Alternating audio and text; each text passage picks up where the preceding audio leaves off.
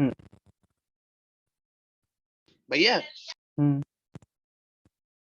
भैया वो शेरपुंज वाला बंदा संकटग्रस्त प्रजाति में था।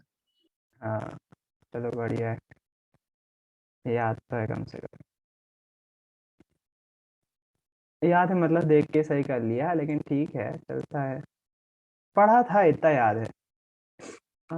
मैं सोच रहा हूँ कोई वीडियो मुझे एनिमेशन वाला दिख जाए, थ्योरी वाले तो सभी पढ़ाते हैं। नियमों का महत्व ये तो देखना ही है। चलो एक थ्योरी पढ़ लेते हैं, फिर उसके बाद जो है देखते हैं।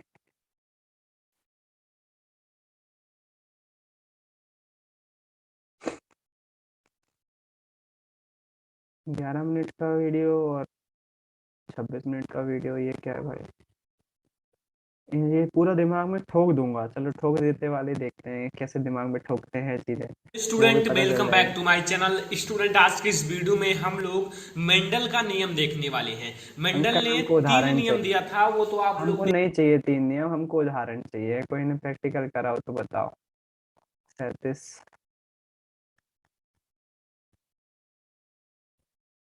मेंडल के नियम बहुत इंपॉर्टेंट है। हेलो स्टूडेंट, आज के इस वीडियो में मैं आप लोगों को क्लास एक ही एक वीडियो है क्या? कोई इंग्लिश में नहीं है क्या? हमें एनिमेशन चाहिए, एनिमेशन।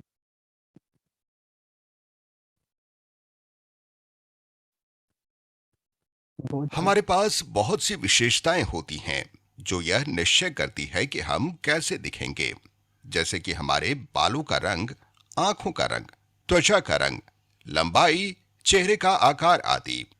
और अपने पिछले पाठ में ही हमने मेंडेल द्वारा मटर के पौधों की ऊंचाई पर किए गए प्रयोग से देखा। नहीं, हमने नहीं देखा, हमको दिखाओ पहले, हमको वही तो देखना है।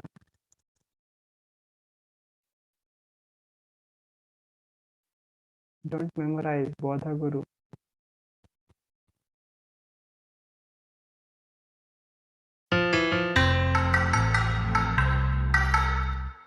Gregor Mendel's experiments laid the foundation of modern day genetics. We have seen so far that Mendel crossed a purple flowered plant with a white flowered plant. He then collected the seeds and grew new plants.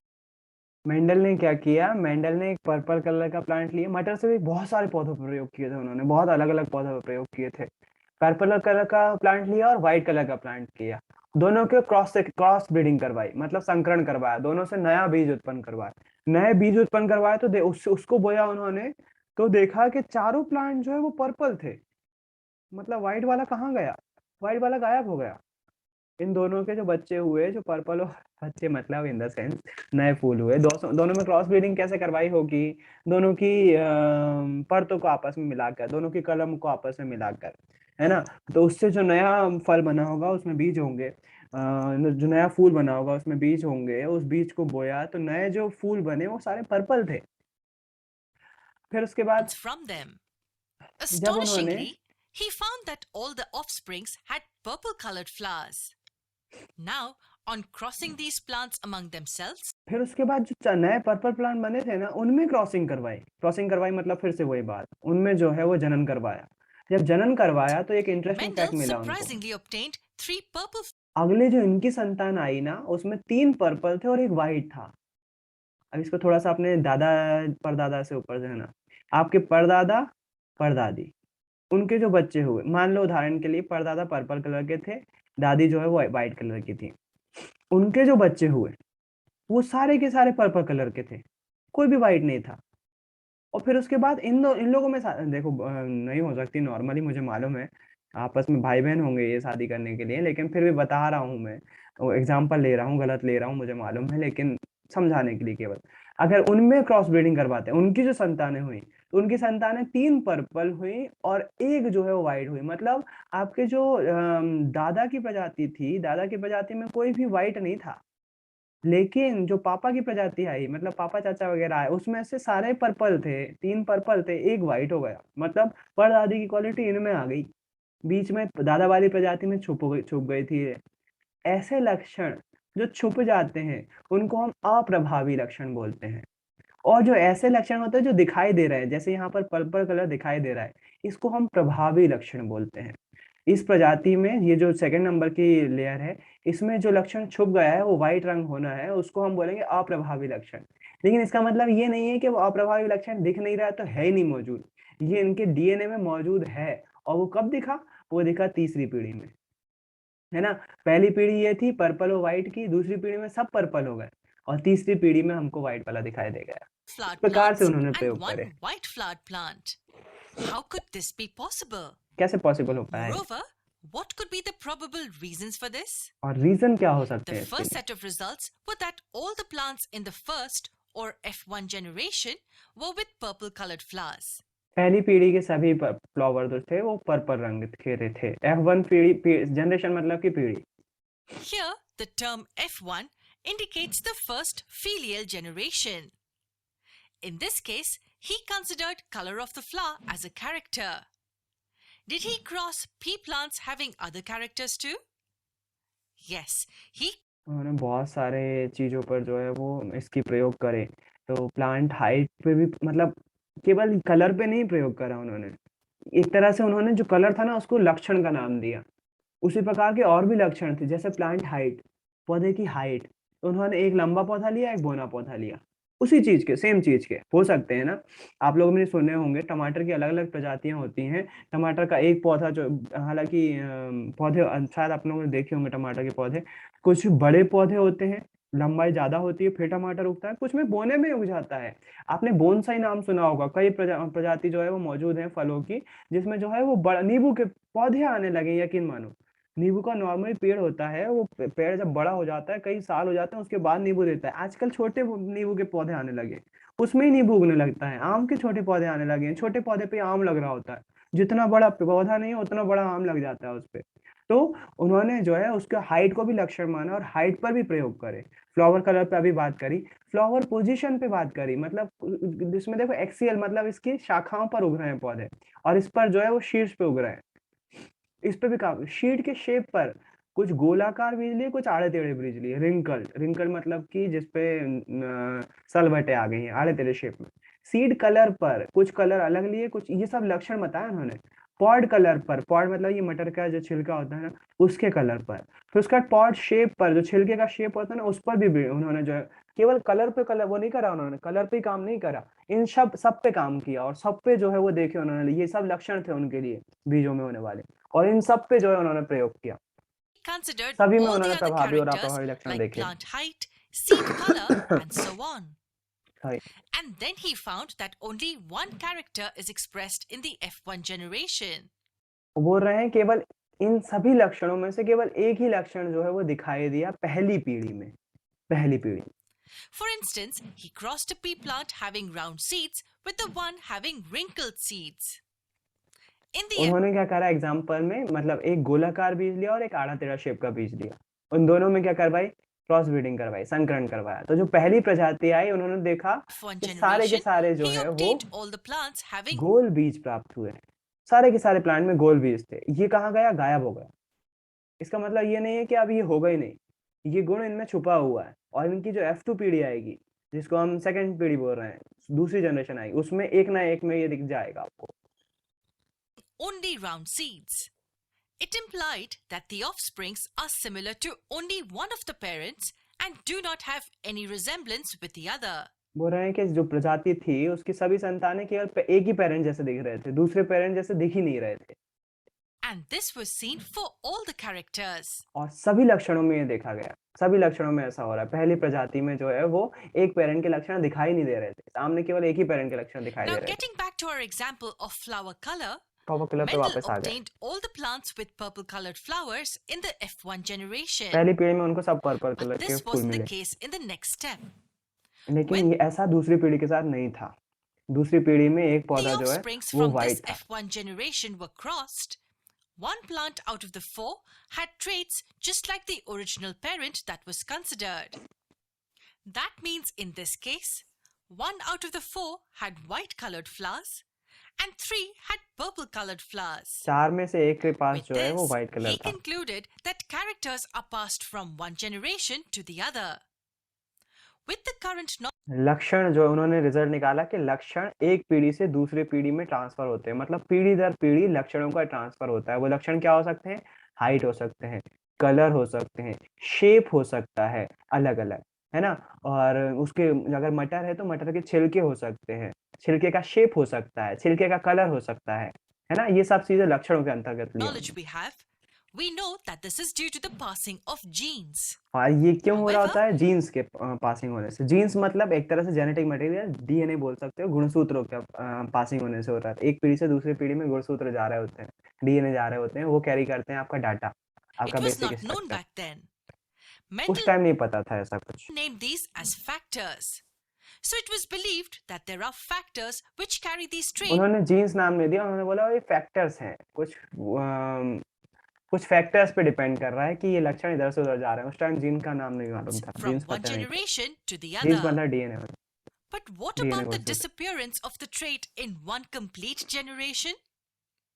In the F1 generation, the trait of white colored flowers और एक कारण क्या था कि पहले में नहीं आया व्हाइट कलर? पहली पीढ़ी में व्हाइट कलर नहीं was आया। not seen at all. This was explained by Mendel in a very efficient manner. He explained that in organisms like the green peas, one factor is always expressed and it superpowers the presence of the other factor. बोल रहे हैं कि हर एक जीव में, जैसे कि हरे मटर में जो है एक लक्षण ही सामने दिखाई दे रहा होता है, एक लक्षण के द्वारा दूसरे लक्षण को सप्रेस्ड कर दिया जाता है, दबा दिया जाता है। तो वही चीज यहीं पर उन्होंने नाम दिया उसको प्रभावी और अप्रभावी लक्षण। व्हाइट कलर क्यों नहीं आया पहली पीढ़ी में? तो उन्होंने एक्सप्लेन किया कि प्रभावी लक्षण यहाँ पर पर्पल कलर है और प्रभावी लक्षण के कारण से ही उसने अप्रभावी जो दूसरा व्हाइट कलर था उसको अप्रभावी बना दिया, सप्रेस कर दिया, उसको दूसरे लक्षण को दबा दिया है, खत्म नहीं करा है, दबा दिया है, कम हो गया वो We दूसरा call लक्षण। these यहीं factors पर जो है वो प्रभावी और as अप्रभावी लक्षण genes के बारे में or बताया। alleles now. We will have a detailed look at what genes mean in our upcoming parts. But for now, let's focus on Mendel's work.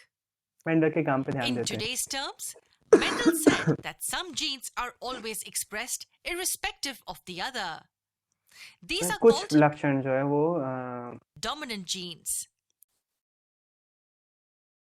कुछ वही बात, प्रभावी लक्षण, डोमिनेंट मतलब प्रभावी लक्षण। The others कुछ which are दिखाई देते हैं, कुछ नहीं suppressed दिखाई are देते हैं। referred to as recessive genes. Recessive gene मतलब अप्रभावी So लक्षण। why did the recessive genes not express themselves in the F1 इन्होंने क्या कर दिया? व्हाइट को डब्बे से दिखा दिया, पर्पल को ऐसे दिखा दिया। मतलब यहाँ पर प्रभावी भी है, अप्रभावी भी है, प्रभावी भी, अप्रभावी, प्रभावी भी, अप्रभावी भी है, लेकिन केवल प्रभावी ही दिखाई दे रहा है। यहाँ व्हाइट वाले में देखो ये वाला लक्षण हट गया है, केवल अप्रभावी लक्षण जो है वो दिखाई दे रहा है। generation?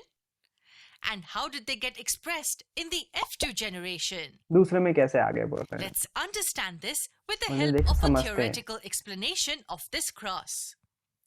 Let's consider letter P written in uppercase as the allele, that is factor in Mendel's terms, for the purple colored flower.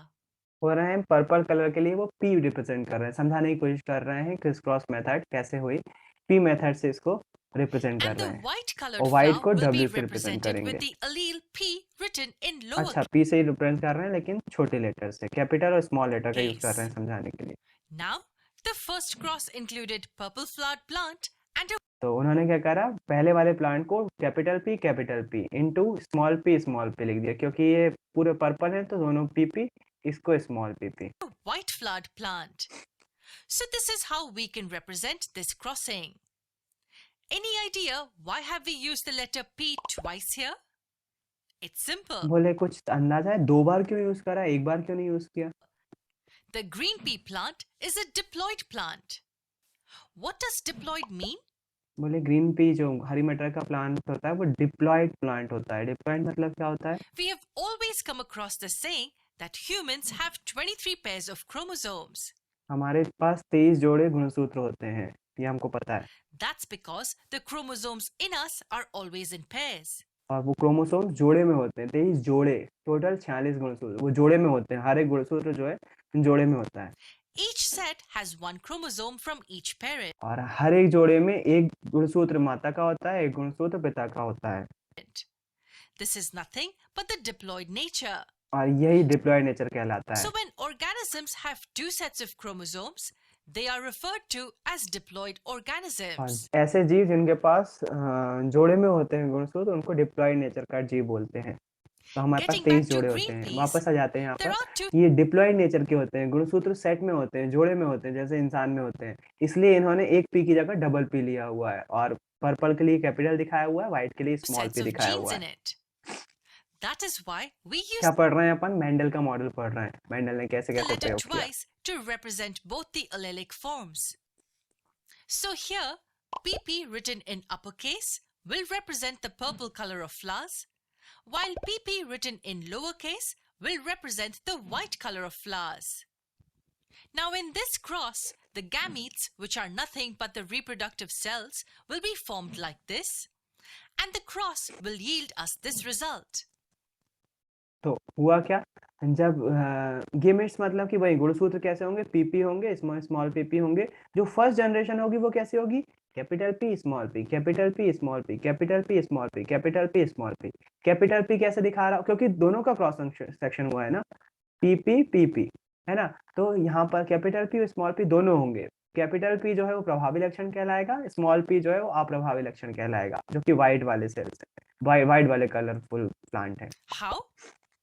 This combination, this one, then this one, and this is the last one. Combination बता के बताया कि कैसे combination हुआ। Cross section हुआ ना, उनका cross मतलब संकरण इसी को बोलते हैं। ये वाला पी इसके साथ, फिर उसके बाद ये वाला पी इसके साथ, फिर उसके बाद ये वाला पी इसके साथ, और ये वाला पी इसके साथ। इसके कारण से 4 यहाँ पर जो है वो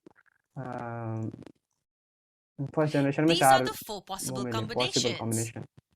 Now, as you can see here, PP indicates that the offspring has one dominant and one recessive allele.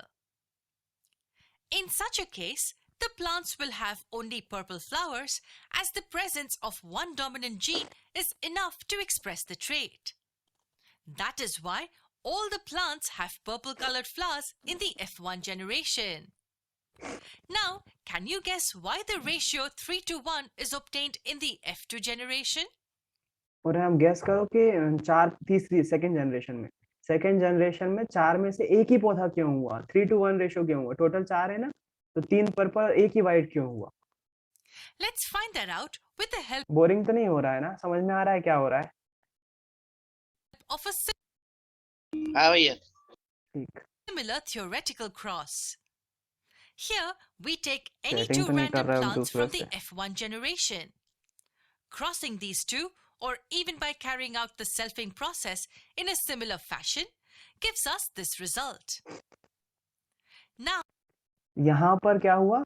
Second वाले में स्टार्टिंग में क्या था? कैपिटल पी का नाम था, स्मॉल पी का था। लेकिन अब इन दोनों में हुआ ना, capital P small P, capital P small P. जब इन दोनों में क्रॉस सेक्शन हुआ तो एक कैपिटल था, एक स्मॉल था, एक कैपिटल एक स्मॉल था। और जब हमने इसका क्रॉस सेक्शन करवाया, इस पी का इस पी के साथ हुआ, कैपिटल पी मिला। इस पी का इस पी के साथ हुआ तो कैपिटल पी स्मॉल पी मिला। इस पी का इस पी के साथ मिला तो कैपिटल पी स्मॉल पी था। इस पी का इस पी के साथ मिला, दोनों स्मॉल थे। इसी कारण से चौथी पीढ़ी जो है वो व्हाइट हुई, केवल एक ही हुई। इसलिए रेशो 3 और 1 का है। उन्होंने बहुत अच्छे से समझाया इस चीज को। 3 और 1 का रेशो इसी कारण से था, क्योंकि अगली जनरेशन में कैपिटल पी स्मॉल पी हो गए थे और वो उस चीज से समझ में नहीं आ रही थी, लेकिन यहाँ पर इजीली समझ में आ रही है। as we एक can बार see और here, देखेंगे अपन इसको बुक these में भी। three offsprings have at least one dominant gene. That is the प्रभावी reason लक्षण था why इसमें, each of इसके these कारण is से a इसमें purple पर्पल थे। flowered plant. और इसमें जो है Now, वो in this case, both the genes are recessive. That means no gene to dominate the trait. केवल अप्रभावी लक्षण ही थे इसमें। प्रभावी लक्षण कोई था ही नहीं जो सप्रेस कर सके व्हाइट कलर को। इसके कारण से इसका कलर जो है As a वो result, the व्हाइट हो गया। plant expresses the recessive trait, that is, white colored flowers. This was the simplest way to explain. ऐसा इंसानों में भी हो सकता है क्या? अगर एक इंसान की 4 संतानें हैं तो रंग के बेस पर शायद हो सकता है। कुत्तों में होता है, इंसानों में भी होता है। Mendel's results. लागू करके देखिए। Dominant genes are those which are expressed in both homozygous and रेसिस में heterozygous नहीं फैला रहा हूँ forms. मैं। On the other hand, recessive genes are those which can be expressed only when present in homozygous form. वही चीज बता रहे हैं, Hold एक्सप्लेन on. कर रहे हैं, ज्यादा कुछ। Any idea what do we mean by homozygous अब and ये होमोजाइगस क्या heterozygous? होता है और हेटेरोजाइगस क्या होता We है, know that the term chapter में homo नहीं है। means same and hetero means different. So homozygous means the set of genes Homo sapien जैसे है ना, होमो मतलब same, are same, both either dominant or both recessive. For example, PP and PP are both homozygous form. Homozygous मतलब कि same होंगे, capital PP capital small PP दोनों same होंगे। और हेटेरोजाइनस आपको समझ में आ गया होगा, जो कैपिटल पी स्मॉल पी होगा वो हेटेरोजीनस होगा। Only in the homozygous forms. और जो प्रभावी लक्षण होते हैं वो दोनों में दिखते हैं, होमोजीनस होमोजाइगस में भी हेटेरोजाइगस में भी, कैपिटल पीपी में भी कॉम्बिनेशन में भी। रिसेसिव एलर्स मतलब जो अप्रभावी लक्षण होते हैं वो केवल और केवल स्मॉल पीपी में दिखते हैं, केवल होमोजाइगस में दिखते हैं, होमोजाइगस में। This was just an introduction to Mendel's experiments. Let's have a look at one more example and a few more terms in genetics in the next part. मेरे ख्याल से जरूरत नहीं है उस पार्ट की। महत्व देखते हैं, देखें पार्ट में क्या है। डोमिनेंट फॉर्म, रिसेसिव फॉर्म, हाँ कुत्ते वाला एग्जांपल लिया है, वाह ये देखना था, देख लेते हैं, अच्छा वीडियो है। This particular breed of dogs. On their skin, say C. This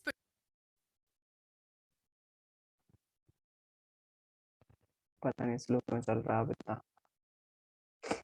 HD quality में है क्या, इतना चलना चाहिए यार।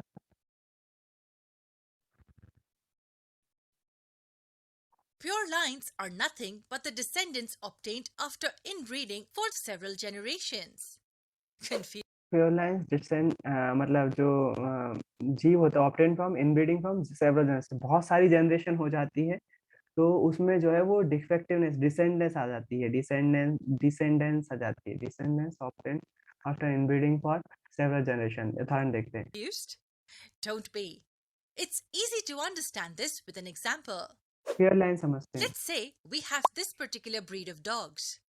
Both these have genes for a good coat on their skin, say C.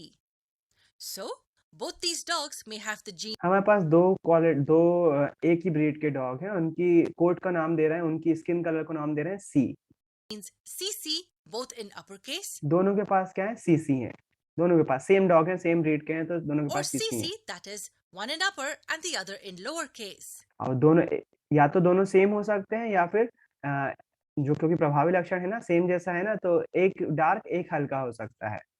On crossing these two dogs, क्योंकि हमें पता नहीं है ना, हमें पता नहीं है कौन सी जनरेशन है। फर्स्ट जनरेशन में हमको पूरे कैपिटल सीसी होते ये पक्का था, लेकिन बीच वाली जनरेशन में कितनी जनरेशन निकल गई होगी, तो ज्यादातर जो है वो हमको कैपिटल सी और स्मॉल सी लेकर ही चलना we पड़ेगा। get these offsprings. और Clearly, the genes are passed to this generation. First generation में हमको सेम दिखाई देंगे, सेम टू सेम दिखाई देंगे। Now, on crossing any of the two dogs from this same progeny, we get these offsprings. That means again, the same set of genes is passed to the next generation. Imagine this is done for a few more generations. और What will be the generation के लिए अगर result? करते हैं इसको The तो क्या progeny होता है? at the end will have these genes conserved. But notice something interesting. As we keep crossing the individuals in the same family, the chances of obtaining the homozygous form is enhanced. Homozygous form मिलने के chances ज्यादा हैं जब हम इस This प्रकार से process cross of कर रहे crossing हैं। individuals from the same family is called inbreeding. And offsprings obtained after inbreeding several generations are called pure lines. Offspring obtained after inbreeding several generations.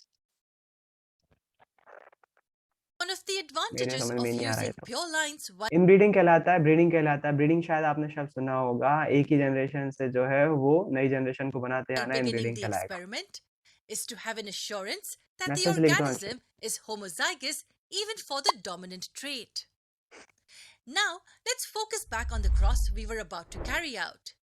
This time, let's consider the character stem height in the pea plant.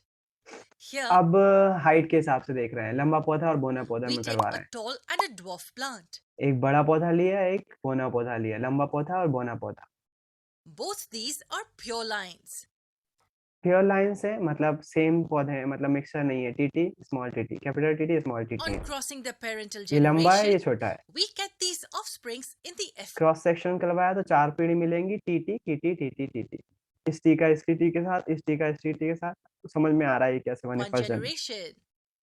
प्रभावी लक्षण capital T के होंगे, Now, सभी लंबे what पौधे will होंगे। happen when we cross these two plants from the F? जब इसको करेंगे तो जाहिर सी बात है, आपको पता है 2 पीढ़ी को करवाएंगे संकरण। हाँ पूछ। भैया जरूरी थोड़ी ना है कि 4 ही हो।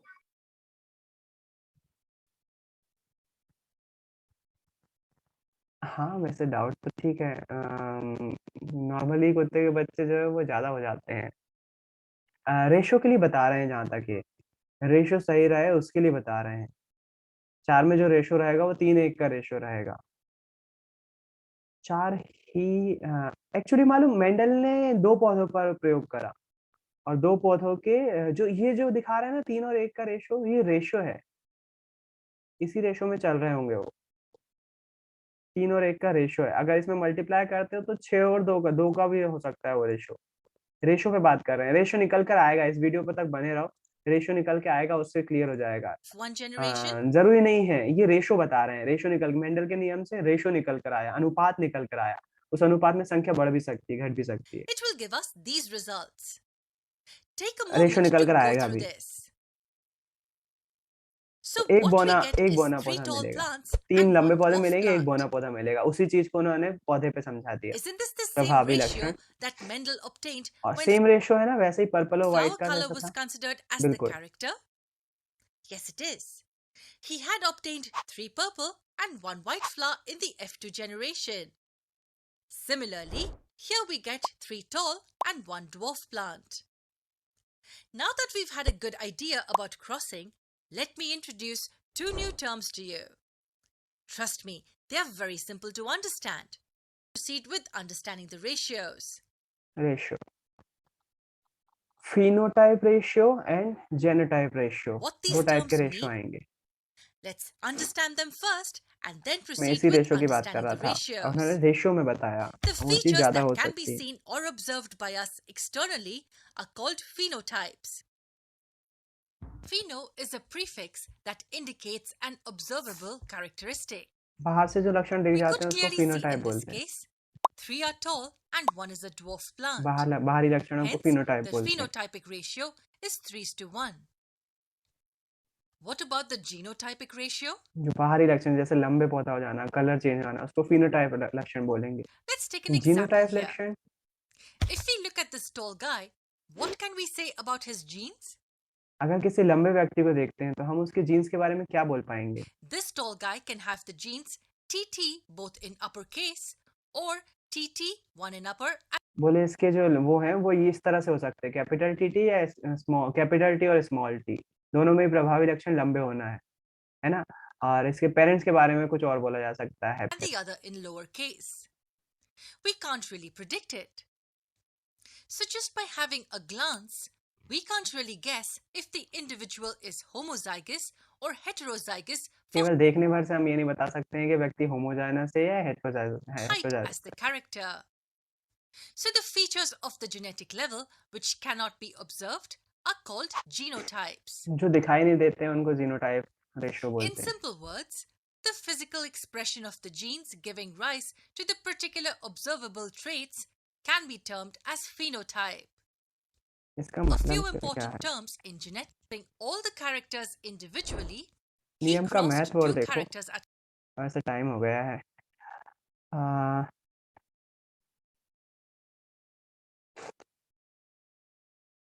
तो अंशिका, आपके क्वेश्चन का आंसर अभी मैं इतना ही दूंगा कि जो मेंडल के नियम थे उससे ये निकल के नहीं आया कि जैसे मटर के बीज हैं तो मटर के बीज से जरूरी थे ना 2 ही बीज निकले उस पौधे से, ज्यादा भी तो निकल सकते हैं, बिल्कुल ज्यादा निकल सकते हैं। मेंडल ने जो काम किया वो 3:1 रेशो पे काम किया।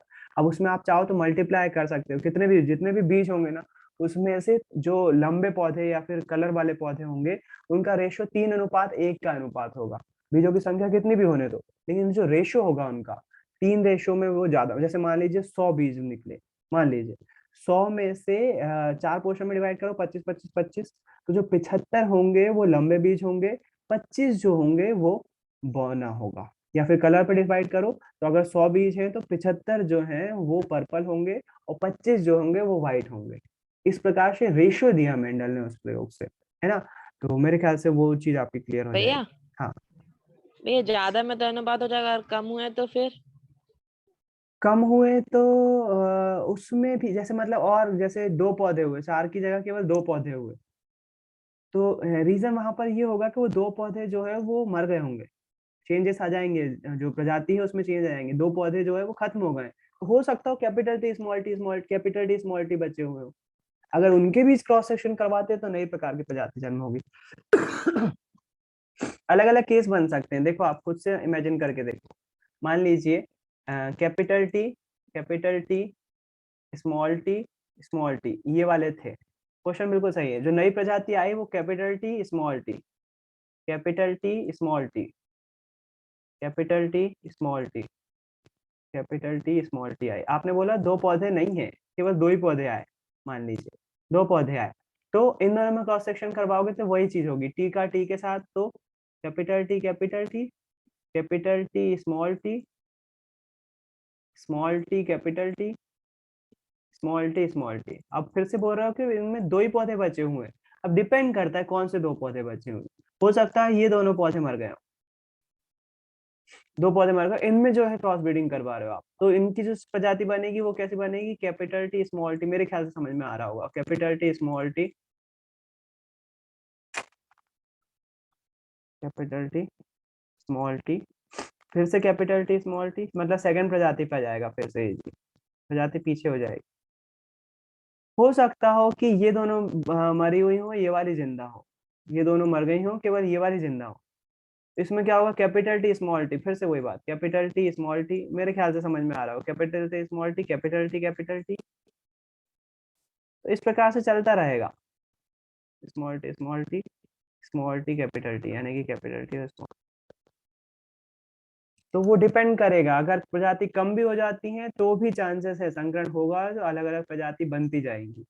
बिल्कुल इसमें जो है वो क्रॉस ब्रीडिंग हो सकती है, अलग अलग तरह से हो सकती है, आप खुद से करके देख सकते हो, है ना।